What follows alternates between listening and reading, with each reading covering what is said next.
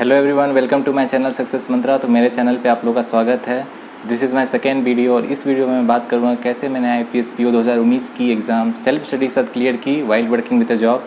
तो IPS PO 2019 की vacancy भी अगस्त में आई थी और मैंने नोटिफिकेशन के बाद पढ़ना स्टार्ट किया था।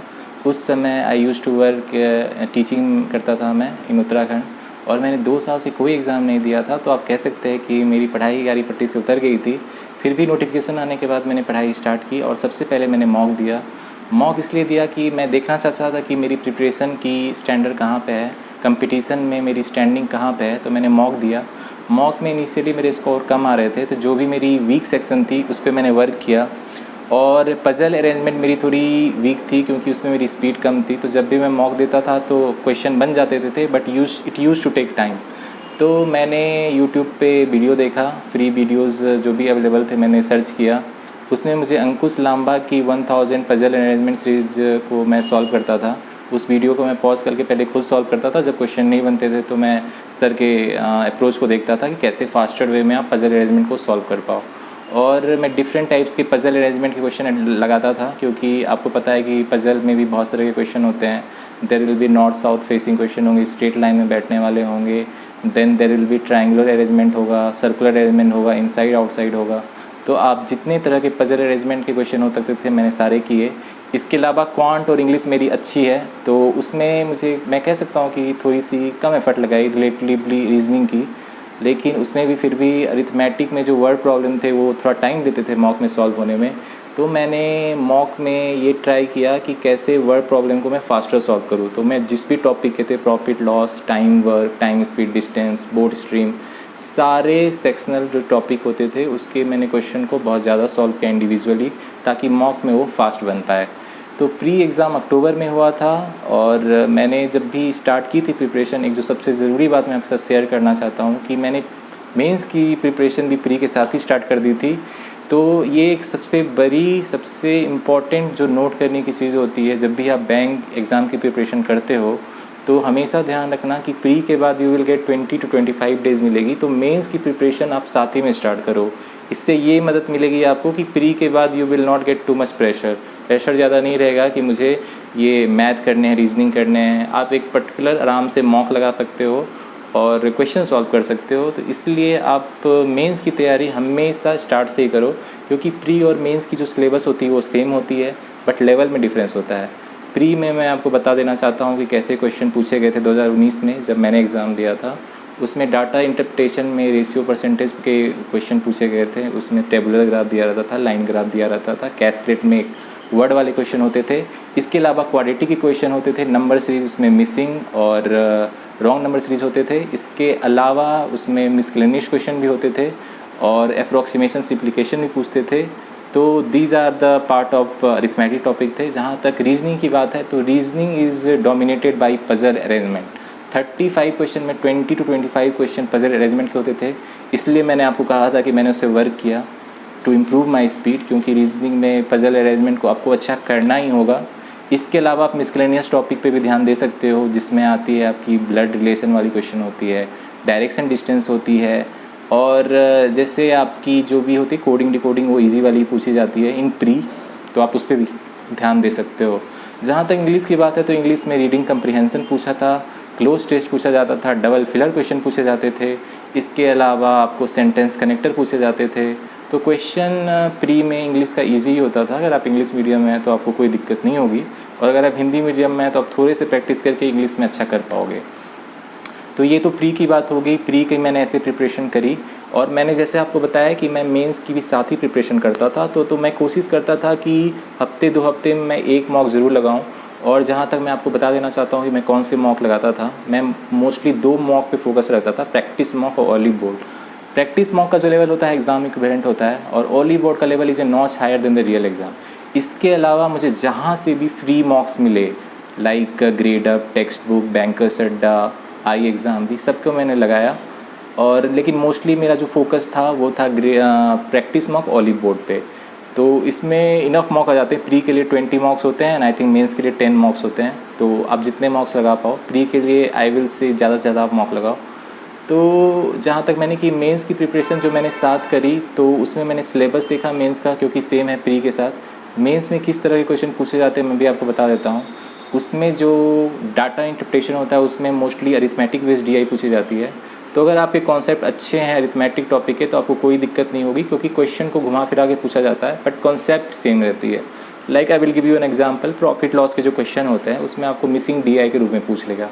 उसमें आपको दिया रहेगा मार्क प्राइस दिया रहेगा, कॉस्ट प्राइस दिया रहेगा, मान लो प्रॉफिट लॉस परसेंटेज दिया रहेगा, उसमें मान लो सेलिंग प्राइस मिसिंग रहेगी, 4 में से 3 चीज़ दिया रहेगा, 1 चीज़ मिसिंग रहेगी, उसी को टेबुलर फॉर्म में दे दिया जाएगा, तो आपको सॉल्व करना है। तो अगर आपकी कॉन्सेप्ट अच्छी है तो it will B not difficult at all.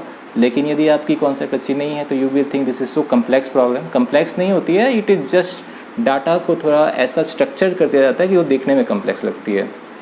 इसके अलावा मेंस में मिसकलेनियस में जो क्या पूछा जाता है वही मैं बता देता हूँ।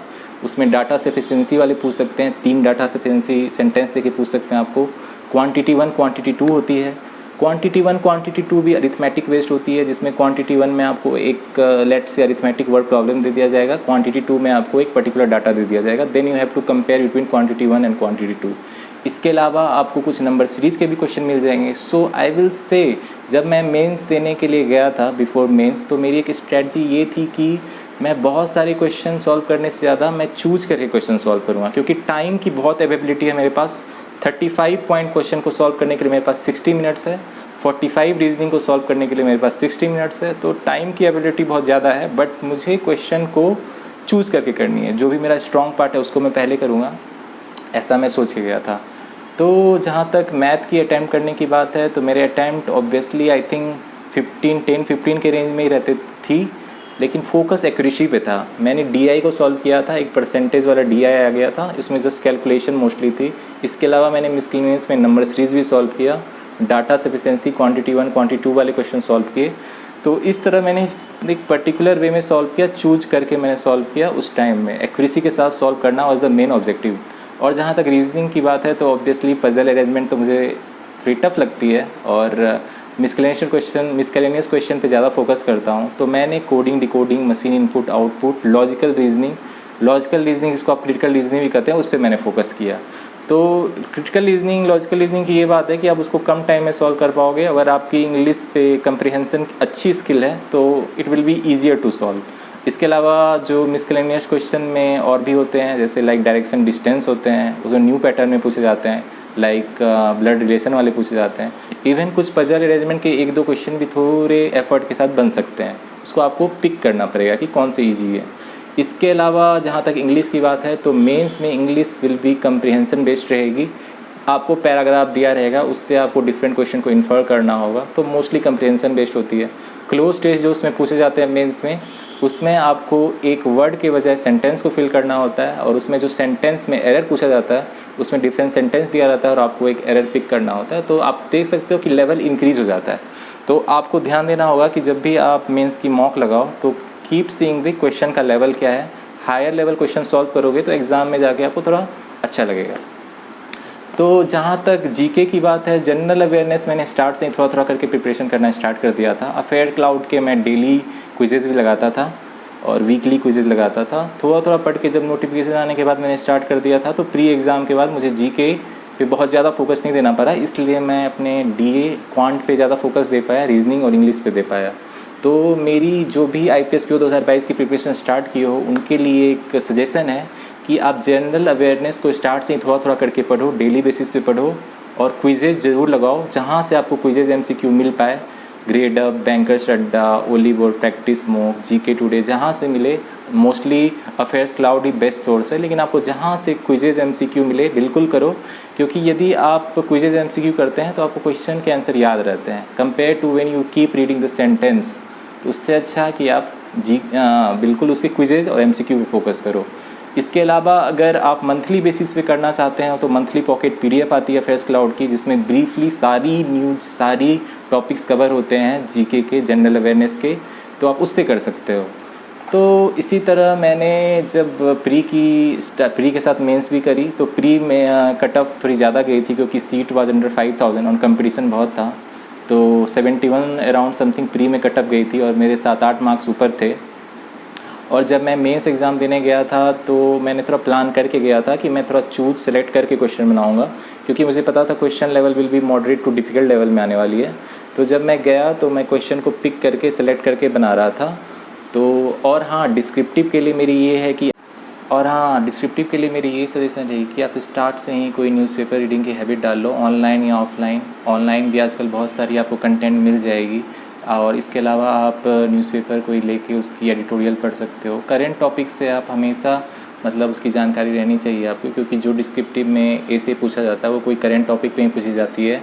लाइक डिजिटल करेंसी पे पूछी जा सकती है, सस्टेनेबिलिटी पे पूछी जा सकती है, अगर करंट कुछ कोई न्यूज़ चल रहा है हॉट टॉपिक उस पर पूछी जा सकती है। लेटर कोई बेसिक सा होता है, जैसे आप किसी भी बैंक मैनेजर को लेटर लिखो कि एक पर्टिकुलर अकाउंट खुलवानी है उससे रिलेटेड, या आप किसी न्यूज़पेपर एडिटोरियल को लिखो कि मुझे एक पर्टिकुलर कोई फैसिलिटी करवानी है अपनी सोसाइटी में, समथिंग लाइक दैट। तो ऐसे लेटर विल बी ईजी। अगर आप जितनी रीडिंग हैबिट डालोगे, जितना आप न्यूज़पेपर को पढ़ोगे, जितनी आप कोई भी ओरिजिनल कंटेंट होती है ना करेंट अफेयर्स, उतनी जानकारी रखोगे, उतना ऐसे लेटर आपके लिए आसान हो जाएगा। तो आप स्टार्ट से ही ऐसे लेटर को भी मतलब कवर कर सकते हो न्यूज़पेपर पढ़ के, डिफरेंट टॉपिक्स पढ़ के। तो मेरी स्ट्रैटी यही थी कि मतलब डिस्क्रिप्टिव इंग्लिश जीए में ज़्यादा से ज़्यादा स्कोर किया जाए, क्योंकि these are my strong part, और क्वांट रीजनिंग में अबव एवरेज स्कोर किया जाए। तो मैंने वही स्ट्रैटी अपनाई। तो मेंस का कट ऑफ IPS PO 2019 में 71 समथिंग के अराउंड गया था, और मेरे स्कोर 98 थे। तो I score +27 above the cut off.